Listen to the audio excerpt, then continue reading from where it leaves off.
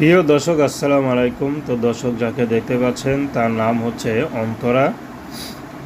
অন্তরার বাবা চকলেটের ব্যবসা ছিল, কিন্তু অন্তরার বাবা অনেক টাকা লোন করে ব্যবসাটা দাঁড় করায়। তো শেষমেশ সে গোডাউনে আগুন লেগে যায় এবং অন্তরার একবার নিঃস্ব হয়ে যায়।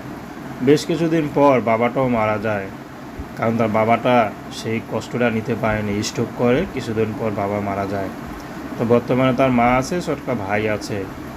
তো অন্তরা দেখতে মাশাআল্লাহ সুন্দর। বর্তমানে তার মা তাকে বিয়ে দিতে চায়, কিন্তু কে বিয়ে করবে? যারা বিয়ে করতে আসে তারাই যৌতুক চায়। অন্তরা যে এখন একবেলা ঠিকমতো খাবে সেই অবস্থা নেই।